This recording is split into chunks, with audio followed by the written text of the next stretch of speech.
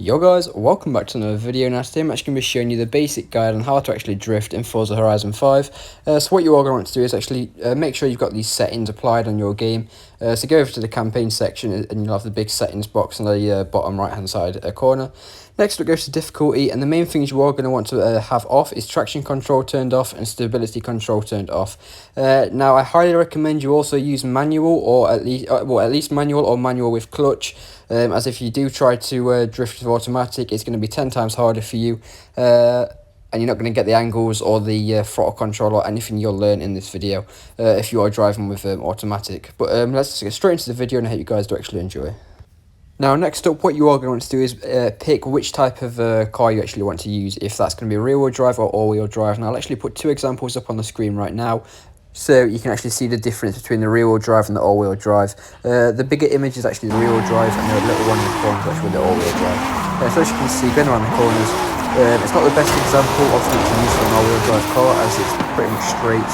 As you can see, when I tried to actually go and get a good angle with the rear-wheel drive, it just actually spin, and it's a lot harder to control. But as you can see here now, it's the all-wheel drive car. When I go around this corner, you can actually hold a lot of, a better angle, and it's so much easier to actually control here, as you can basically go backwards and not spin out. But for beginning drifting, it will be a lot easier to actually use an all-wheel drive car, as it's so much easier to actually control, and it's a lot harder to actually spin out, as you can basically go backwards like I was saying. Whereas the rear-wheel drive cars, if you do actually go verticals, sometimes it's a higher chance to actually spin out. Now once you choose your car, what you are going to want to do is make sure you actually do choose the correct tune. Now make sure you actually do choose a good tune, because some of them are not that good out there. And I've actually got a video up on some of the good drift cars to actually use and help you all out. And I've also got the tunes, as you can see here, followed by the share codes, as you can see in the gameplay. So if you do want to actually go ahead and download one of these tunes for any of these cars, you can go ahead and do so.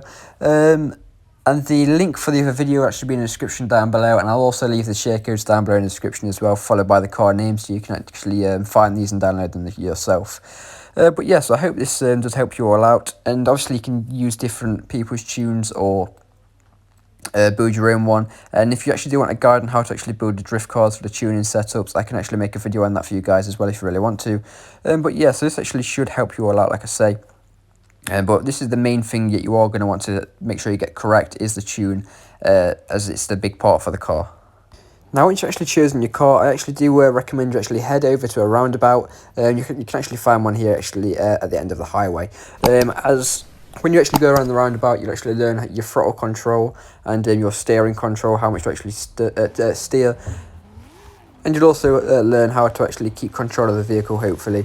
Now, this is why I recommend you actually be in manual, as you can actually keep in the gear you actually need. If yours in automatic, as soon as you red line, you actually go into a higher gear, and as you go too low in revs, it'll actually drop a gear. I've also found third gear and fourth gear to be really helpful to actually drift, which will help you out a lot instead of trying to drift in first gear and second gear. So that's all about learning the car as well. You need to learn which gear you actually need to be in. So as you can see, a steady speed here in third gear does work really well. But if you are wanting to get some better angles and possibly go faster, then obviously move to fourth gear. Now it will take some practice to obviously get used to, but once you actually get used to it, as you can see by my front wheel, this is all about the steering control. You are going to want to know when to move left to right, if that makes sense. So if you feel your car's going to spin out and you're actually drifting left, make sure to actually turn right, if that makes sense, and it'll save your drift. And the main thing you actually do need to learn, which will be the hardest thing to learn probably, is the throttle control. As you can see in the bottom right corner, that's me letting on and off the accelerator at the correct time to save the car from spinning or to save the car from stop drifting. But in my opinion, this is the best way to actually learn the throttle control of the vehicle, which is the hardest part. Just another quick thing that might actually be helpful for you as well, if you actually head over to the jungle and you actually see corners like this, you can pretty much redline all the way around. And especially if you're on an all-wheel drive car, it'll be super easy to keep that car around these corners. And it'll actually teach you a lot with the steering control, like I say. Not so much with the throttle control though, as you can pretty much redline, like I say, around the corners. But it should teach you how to keep control of the vehicle while you're all mid-drift, so this should help you out as well, hopefully. But comment down below if you are struggling with any part of this video. Now in this next step, I'm actually going to be teaching you how to actually change mid-drift. Which will actually help you a lot when going around corners.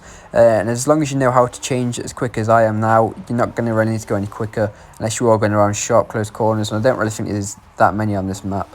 But what you are going to want to do is just stay in third gear if you are in manual, and just pull the accelerator, push the accelerator in, and turn one certain direction, let off, and then turn right or the opposite direction, then put the accelerator back on, if that makes sense. So as you can see here, hold the accelerator, turn, let go, turn, hold the accelerator while turning, let go, and turn the opposite way, and then put the accelerator straight back on. And then your car should actually be doing what I'm doing in the video now, is going left to right, and we'll actually teach you a lot, like I say, on how to change mid-drift and how to change direction so you're not skidding. And I also do recommend you don't use the handbrake, so that's the A button on the Xbox controller, so the E-brake. I highly advise staying away from that and actually just using your normal brake to actually change direction as well, or slow down, as when you do actually press the E-brake, it's got a higher chance of actually sending you off and skidding you off the corner or wherever you are on the map. So it's a lot easier and a lot more useful to actually just use the normal brake.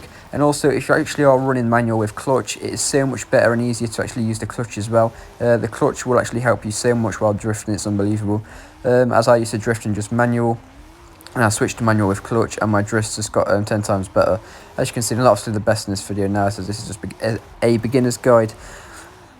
But the main thing you can actually do with drifting is just practicing. You obviously won't get it in the first hour. It will take a lot of practice, obviously, do. But if you just keep going at it, and eventually you will obviously stick, and you'll actually learn that throttle control and that steering control. That's literally the main things it is to drift in. And once you've learnt them two things, you are pretty much good to go. You can basically use any car you really want as well after that, as long as you just get used to the car again. But as long as you follow this guide, hopefully it does actually help you out. And if it does help you out, please just leave a comment down below to let me know if it obviously does help you in any way. And if you are struggling, comment down below as well, and I'll try my best to actually help you. And if you actually do need a live demonstration, I can actually hop onto Forza with you guys and help you all out, and try and teach you a bit more on how to drift and the best cars to use and stuff like that. But like I say, an all-wheel drive car will probably be the best while you are learning how to drift. But in my opinion, I think the hardest thing to actually learn will be the throttle control. But thank you for watching. Don't forget to like and subscribe. I hope this helps you all out. And like I say, if you do find this helpful, please comment down below and let me know. And if you do need any help, just make sure to comment down below or message me on Xbox if you want to. And I'll try my best and to jump on and help you all guys out. But yeah, hopefully this guide will actually help you out as well. And like I say, the main things you are going to need to learn is the throttle and steering control. Once you've learned that, you should be good to go. But thank you for watching. Don't forget to like and subscribe.